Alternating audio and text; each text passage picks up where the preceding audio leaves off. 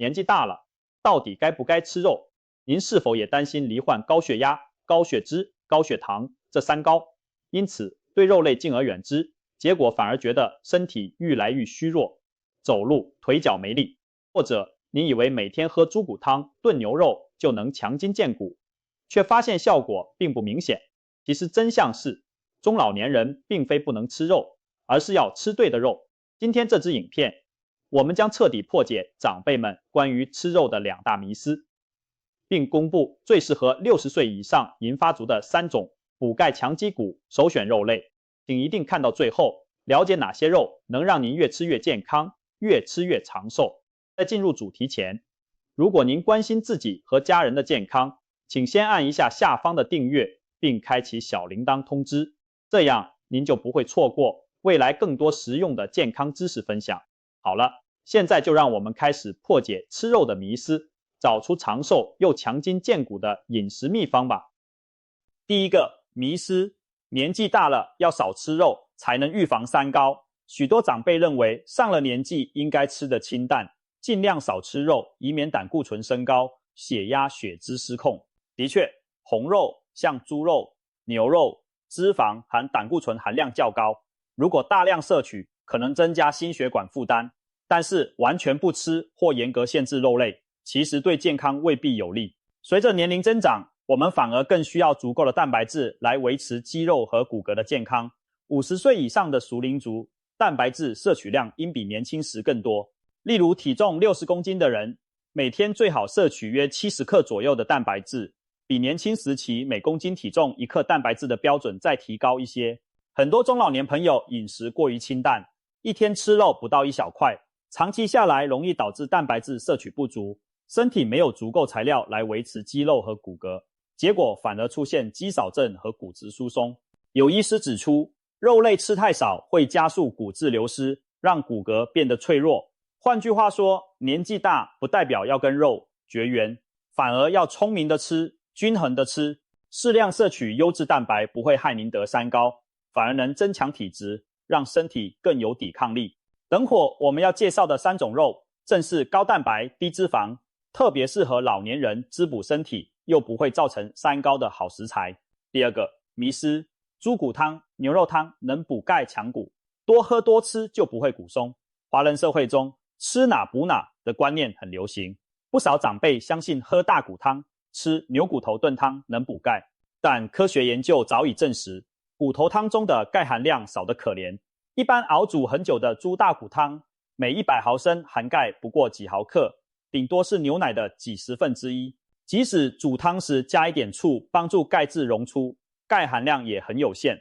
要靠喝骨头汤达到每日钙质需求，可能一天得喝好几十碗汤，这显然不切实际。而且骨头汤里往往溶出大量脂肪和嘌呤，经常饮用反而容易让您发胖、血脂升高，甚至引发痛风问题。至于牛羊等红肉，虽然富含铁质和维生素 B12 有助补血，但它们的脂肪熔点高，饱和脂肪多，不容易消化，吃多了还可能促进胆固醇上升，对心脏和血管不利。因此光靠红肉和骨头汤并不能真正强健骨骼，要预防骨质疏松，真正需要的是足够的钙质、维生素 D 以及蛋白质共同作用。蛋白质能帮助形成骨骼中的胶原蛋白基质，是骨头的支架，钙质则要透过维生素 D 帮忙，才能有效吸收到骨头里。简单说，就是要有砖头，就像是钙，也要有钢筋骨架，就像是胶原蛋白，房子才盖得稳。因此，我们不能只迷信喝骨汤或吃红肉补身，而应该同时摄取高蛋白质和高钙质的食物，再加上适度晒太阳取得维生素 D， 骨骼才能真正变强壮。破解了以上2个迷思后，相信大家明白，老年人不是不能吃肉，而是要选对肉，适量吃。接下来，我们就为各位揭晓最适合60岁以上长辈食用的3种肉类。这3种肉被医师称为补钙强肌骨的第1名，常吃不仅壮骨强身，还能预防多种老年疾病，让您精神饱满，越活越健康。在众多肉类中，鱼肉绝对是银发族的首选佳肴。常言道，吃鱼好聪明，但您知道吗？对于想保骨本、增肌力的长者而言，鱼肉的营养价值更是一马当先。首先，鱼肉提供丰富且优质的蛋白质，每100克鱼肉大约含有20克左右的蛋白质，和猪牛肉不相上下。但鱼肉的结缔组织较少，肉质细嫩，更容易消化吸收。很多长辈牙口不好，胃肠消化功能弱，吃一块牛排可能觉得噎喉咽不下，但吃等量的鱼肉通常就觉得比较顺口，负担小。鱼肉中的蛋白质属于高生物价值的完全蛋白，含有人体必需氨基酸，有助于维持肌肉量，防止衰弱。日本有研究发现，中老年人如果摄取较多的动物性蛋白质，像鱼肉、鸡蛋等，未来发生行动力下降或身心功能问题的比例会比较低。因为蛋白质正是构成肌肉和骨骼有机基质的关键，长辈每天都摄取足量鱼肉等优质蛋白，对于预防跌倒骨折、维持心脏功能都有帮助。除了蛋白质，鱼肉还有许多骨骼和心血管保健的营养强项，比如说深海鱼富含 Omega-3 脂肪酸，俗称鱼油。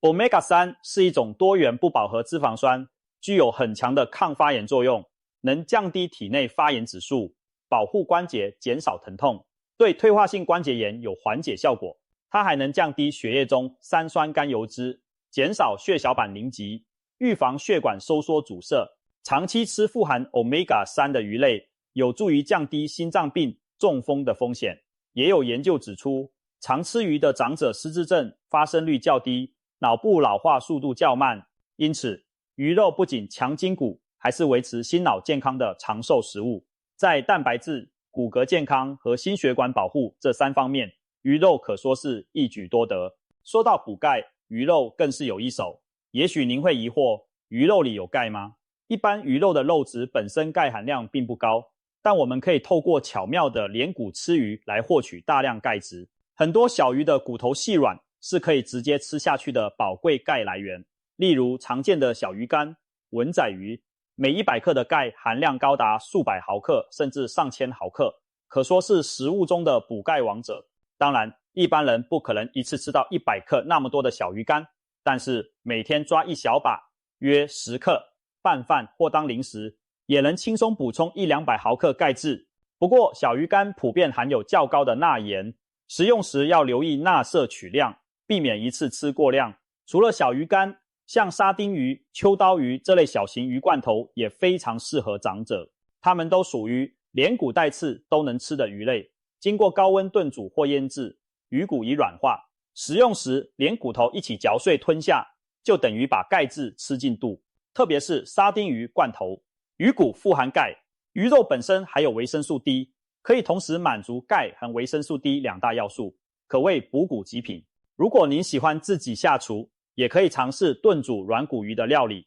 例如慢火炖秋刀鱼或青鱼，炖到鱼翅酥软入味，再整条鱼连骨带肉吃光光。这种传统做法被称为化骨鱼，意思是把鱼骨都炖化了，让长者轻松摄取其中的营养。不仅补钙，鱼骨中还含有对关节有益的胶原蛋白含软骨素，对预防骨质疏松含关节退化都有加分效果。鱼肉的其他营养素对银发族也是如虎添翼。鱼肉富含卵磷脂，这种物质有助于增强记忆力和保护神经，是大脑的好朋友。鱼肉中还有丰富的维生素 B 群，如维生素 B12、烟酸等，可维持神经系统健康，帮助食物代谢转换成能量，让人精力充沛，不易疲倦。深色肉质的鱼，如金枪鱼、秋刀鱼，富含铁质，对预防贫血有帮助。鱼的内脏，像鱼肝，尽管一般不建议多吃，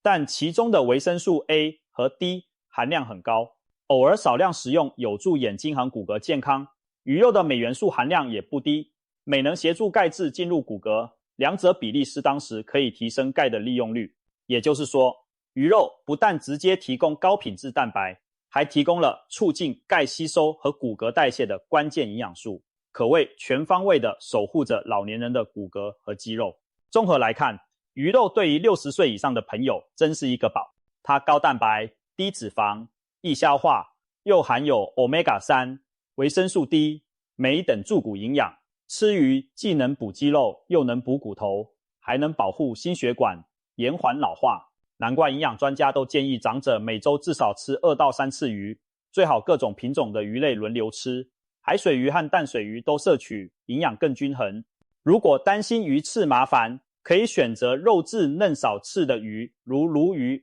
鳕鱼，或请家人帮忙片鱼去刺。记得烹调鱼肉时以清蒸、水煮、炖煮为主，少油炸、油煎，才能保留鱼肉营养，又避免摄入过多油脂和热量。简单一条清蒸鱼，加点姜丝，蒜蓉清蒸熟透，鲜美又健康。或煮一碗鱼肉蔬菜汤，营养丰富又容易消化。相信养成常吃鱼的习惯，您的骨骼和肌肉一定会感谢您。接下来登场的是家喻户晓的鸡肉。鸡肉是许多人餐桌上的常客，但您可能不知道，对于年长者而言，鸡肉其实是比猪牛肉更好的蛋白质来源。首先，鸡肉的脂肪含量较低，尤其是去皮的鸡胸肉、鸡里、鸡肉等部位，脂肪仅占几个百分点，而且鸡肉中的脂肪以不饱和脂肪酸居多，熔点低，更容易被人体消化，不像牛羊油那样高温才融化，在体内温度就能成液态，有流动的油支撑。具体来说，家禽、肉、鸡、鸭等的脂肪熔点大约在摄氏30度左右，远低于猪牛脂肪的40度以上。因此长辈吃鸡肉，胃肠负担较小，血管也不易囤积油垢。鸡肉的脂肪中还含有约2成的亚油酸，这类好油脂能帮助调节血脂，降低坏胆固醇，对预防心血管疾病有益。这意味着常以鸡肉取代猪牛红肉，可以让血管更干净，减少高血脂和动脉硬化的风险。对很多担心心脏、血压的长辈来说，鸡肉不失为明智的选择。当然，鸡肉最大的价值还在于其优质蛋白。鸡肉的蛋白质含量丰富且组成均衡，每100克鸡胸肉约含有22克蛋白质，而且属于人体容易利用的优质蛋白。许多老人家因咀嚼能力下降，会抱怨吃牛肉，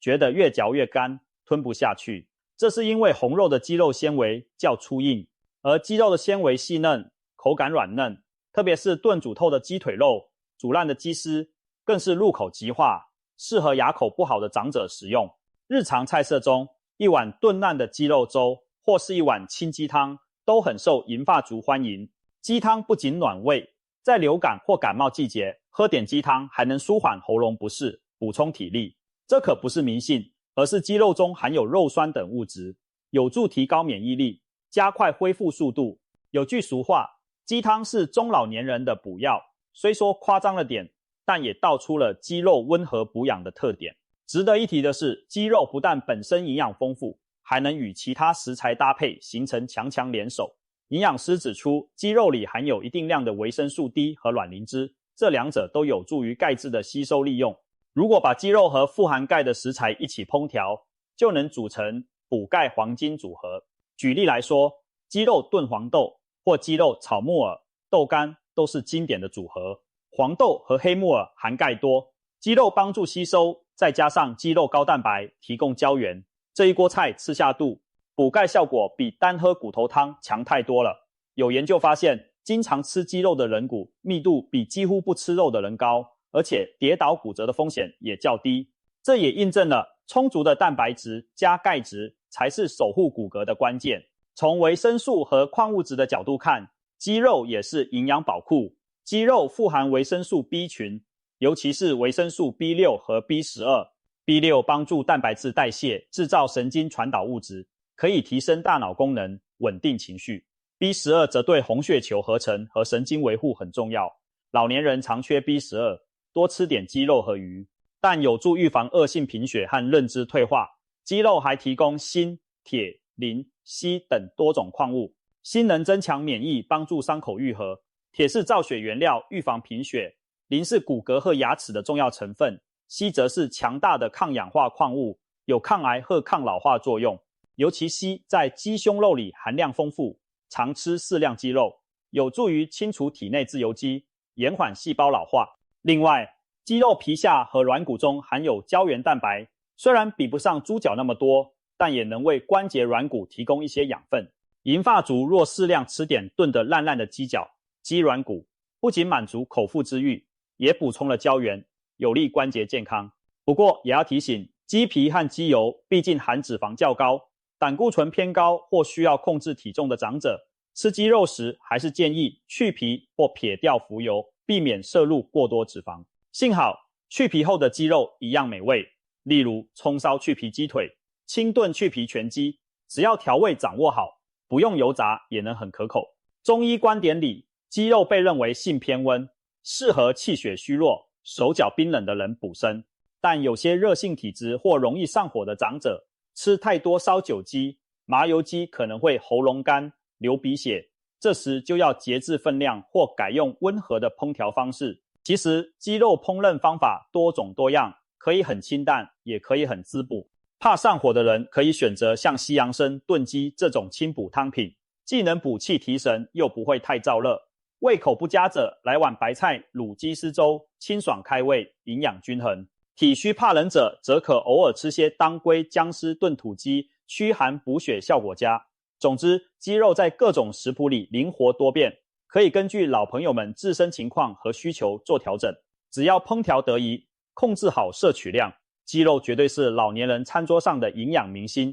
每周吃上几次鸡肉，不仅强壮筋骨，还能让气色红润，提高生活活力呢。说到鸭肉，许多人的印象可能是油脂较多、口感肥美的烤鸭、油焖鸭，但事实上，鸭肉其实属于白肉的一种，在营养上对老年人有相当多的好处，而且在中医眼中，鸭肉更是滋补养生的上品呢。首先从营养角度看，鸭肉的蛋白质含量一点也不输鸡肉，每100克鸭肉的蛋白质约20克左右，而且氨基酸组成完善，容易被身体利用。鸭肉中的维生素含量相当突出，尤其是维生素 B 族和维生素 E 都比其他肉类高。维生素 E 是一种强力抗氧化剂，能清除自由基，保护细胞膜。长者常吃富含维 E 的鸭肉，有助于延缓衰老，保持皮肤弹性。丰富的维生素 B 群，例如烟酸 B3、核黄素 B2 等，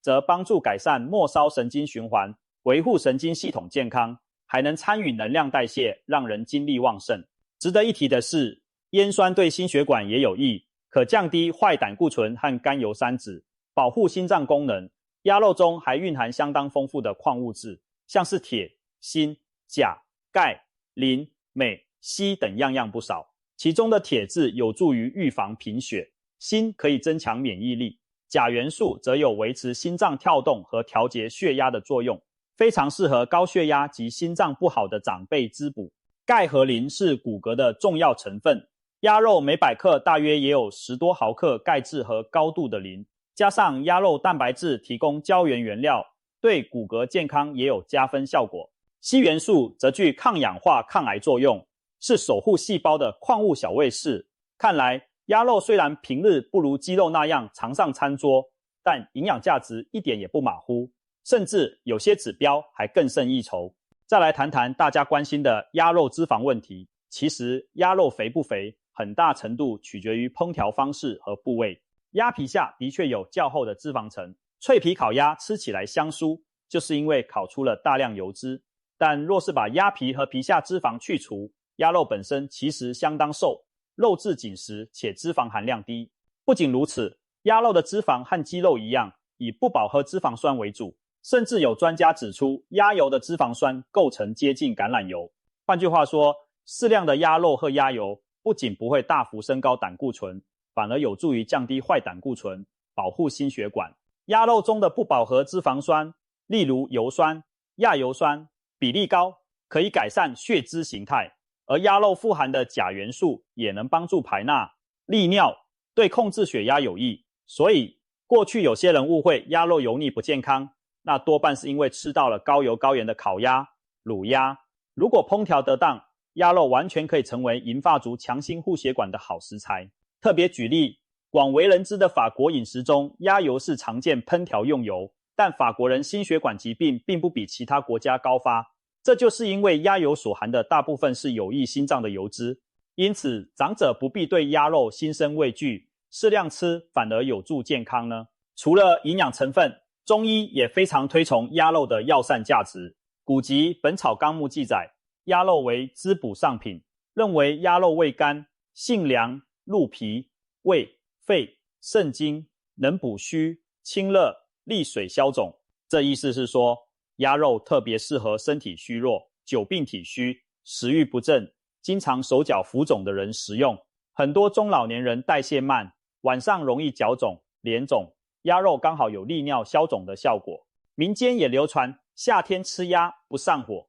因为鸭肉性凉，可以清除虚热，不像羊肉或老姜那样燥热上火。难怪清朝名医陈修元也说，患水肿的人吃鸭肉最妥当。对一些平日容易口干舌燥、五心烦热、手脚心发热的老朋友来说，多吃温热补品反而受不了。但鸭肉属凉补，既补了身体又不会火气大，是很温和的滋补品。像民间有给术后或大病初愈的人炖老鸭汤进补的传统，就是取鸭肉滋阴补虚之意。当然，如果体质偏寒凉的长者担心鸭肉太冷，可以在烹调时加入一些温热食材中和，例如用当归、姜片、红枣一起炖鸭汤，或把糯米洗净炒微黄，再与鸭肉同煮粥。如此一来，就不怕吃了鸭肉胃凉不适。说到粥，古人很推崇鸭肉粥作为养生食品。《红楼梦》里贾母年老体弱，冬夜饿了，只点名要喝一碗鸭肉粥，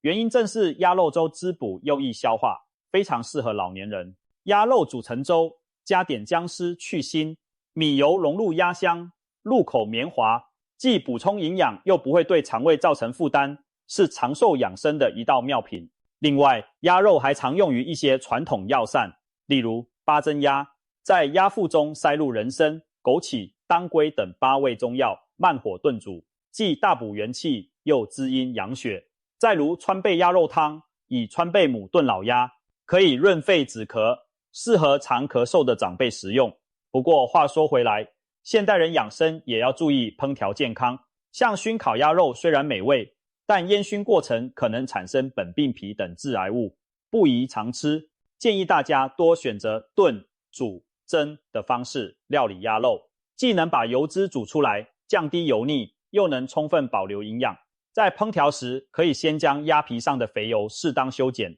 以免汤头过于油花四溢。比如煮一道白萝卜炖鸭肉，利用萝卜吸附一部分油脂，汤清爽不腻且营养丰富。或者做香菇鸭肉汤，香菇纤维吸油，汤头清鲜甘甜，又能补气健体。像这类做法，都是让鸭肉美味又健康的好方法。总而言之，鸭肉是被许多营养专家和中医师都点名推荐给中老年人的长寿肉之一。它蛋白高，脂肪相对健康，还有独特的滋阴功效。对于害怕上火、体质燥热而不敢吃补的长辈，鸭肉提供了一种温和又有效的进补途径。而对于担心血压血脂的长辈，鸭肉也能在提供营养的同时，帮助降胆固醇，排多余水分。可以说，鸭肉兼具补而不燥、滋而不腻的优点，是60岁后不可错过的健康肉类。下次买菜，不妨多考虑买块鸭肉回家炖汤或煮粥，相信对您的骨骼、肌力和整体健康都有益处。介绍完鱼肉、鸡肉、鸭肉这3种补钙强肌骨的第一名肉类，相信大家已经明白，60岁之后，关键不是少吃肉，而是选对肉，多摄取优质蛋白质。猪肉、牛肉等红肉并非完全不能吃，但建议控制分量和频率，1周吃个1-2次即可。每次以1小块瘦肉为主，避免肥肉和油腻烹调。而像鱼肉、去皮、鸡鸭肉这些白肉，则可以更常吃一些。例如，几乎每天都从这3种中选一种作为正餐的主菜。这样做不仅能让您获得充足蛋白质，补足肌肉所需，还能摄取多种维生素和矿物质，同时不会摄入过多饱和脂肪。长远来看，对预防肌少症、骨质疏松、心脑血管疾病都有莫大注意。难怪有医师感叹，年龄越大越要吃对肉，因为吃对了，营养跟上了，身体才不会垮，才能真正实现健康长寿。或许有朋友会问，我可以天天都吃肉吗？需要吃多少才够？对一般健康的熟龄朋友来说，天天吃适量的肉是没有问题的，反而是蛋白质天天都要补充，不可或缺。重点在于适量和均衡。那什么叫适量呢？营养师建议一个普通老年人每餐至少应摄取一个手掌心大小的优质蛋白质食物，如果换算成肉类，大概就是一个手掌大小，厚约1公分的瘦肉片，约60到80克，也可以灵活替换成等量的鱼、半块豆腐或1颗蛋。例如，早餐来颗蛋，午餐吃手掌大的一片鱼肉，晚餐来一份去皮鸡腿肉，再加点豆腐、牛奶当点心，这一天的蛋白质就很充足均衡了。如果您平常很少吃肉，刚开始可以每天先保证至少一餐有一份拳头大小的肉类，再逐渐增加到每餐都有。只要不是一次吃下过量红肉，平均分配到每天每餐，其实对代谢负担并不大。记住，我们的肌肉每天都在流失一点点，需要每天补充蛋白去修复重建。所以比起一周才大鱼大肉吃一次爆补，每天都吃适量的优质肉类来维持身体所需，才是更健康聪明的做法。当然，每个人的状况不同，有些特殊情形需要注意，比如说痛风患者要留意某些海鲜和肉类嘌呤较高，像沙丁鱼、内脏，应控制摄取或先经过汆烫去除部分嘌呤。有慢性肾脏病的朋友则需遵医嘱调整蛋白质摄取量，以免肾脏负担过重。如果正在服用抗凝血药物，如华法林、鸭肉皮和内脏中的维生素 K 含量稍高，也要适量，不可暴食。同时别忘了补钙强骨，不光只有吃肉这件事，还要搭配足够的钙质、维生素 D 和运动。建议每天喝2杯牛奶或优格，或是吃适量起司、小鱼干、深绿色蔬菜等高钙食物，来满足钙质需求，并且经常到户外晒太阳或服用维生素 D 补充剂，确保身体有充足维生素 D 来帮助钙质吸收。再加上每周至少3天的规律运动，包括重量训练及快走等有氧运动，如此多管齐下，才能真正让骨头硬朗、肌肉结实，远离骨松和跌倒风险。肉类提供的蛋白质就像为骨骼、肌肉建房子的砖头和钢筋，而钙质是水泥，维生素 D 像工人，运动则是施工机具，缺一不可。把各方面都顾到了，我们的身体骨架才会牢固耐用。最后，为了让各位银发族朋友吃肉吃得安心，我总结了安全健康吃肉的5大要点。第一，挑对部位，去油减脂。长者吃肉最好选择瘦肉部位，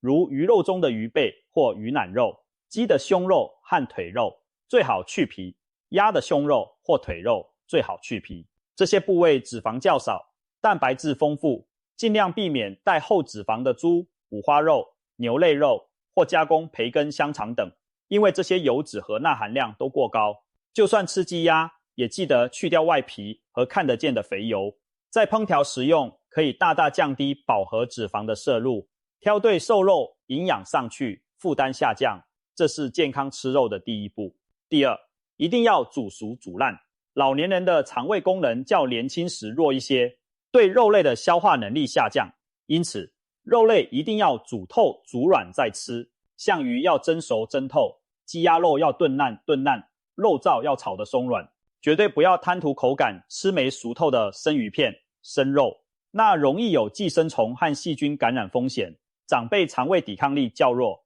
更加吃不消。同时，肉煮得软一点，纤维分解更充分，长者咀嚼起来省力，也比较不会噎到。您可以试试把肉切小块，剁成末再下锅，或用炖焖的烹调法，都能让成品肉质软嫩易嚼，这对消化吸收非常重要。第三，少量起步，逐渐增加。如果您因为之前怕三高而几乎不碰肉，那在恢复吃肉时，千万不要一下子猛补，突然摄入过多蛋白质，身体未必适应，反而可能引起肠胃不适，或者一时血中尿素上升。正确的做法是循序渐进，第一周每天吃1-2口瘦肉或几食鱼肉，让胃肠慢慢恢复分泌消化酶。觉得 OK 后，第2周每餐吃半掌大的肉量，到后面再增加到1餐1掌心或更多，每增加一点分量，都观察自己有无胀气、打嗝、排便异常等情况。如果身体适应良好，就可以维持这个量，甚至再加一点。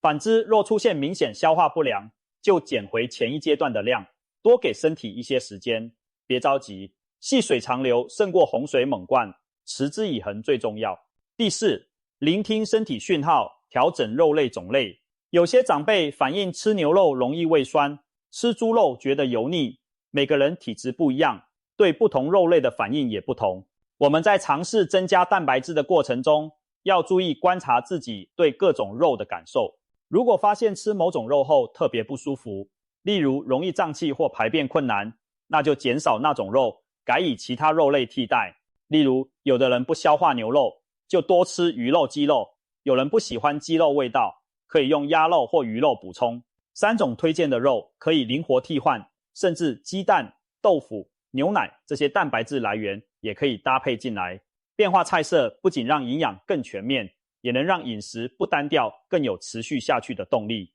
第5，有特殊疾病或长期服药者，请先咨询医师或营养师。一般健康的长者照着以上原则吃肉，大多可以收获好处。但如果你有肾脏病、严重肝病、蛋白质代谢受限，就需要专业评估适合摄取多少蛋白质，而不会伤害器官。另外，某些慢性病药物可能与饮食有交互作用，例如前面提到的抗凝血剂需要控制维生素 K 摄取，这时候就要经过医师、营养师的指导，调整肉类和蔬菜的摄入比例。总之，药疗不如食疗，但食疗也要配合自身情况，不确定的地方，咨询专业人士是最稳妥的做法。各位银发好朋友，60岁后的饮食关系到我们能否继续拥有强健的骨骼、充沛的精力和高品质的生活。别再误信年纪大只能吃青菜豆腐、肉碰不得的老旧观念了。我们需要的是正确挑选对健康有益的肉类，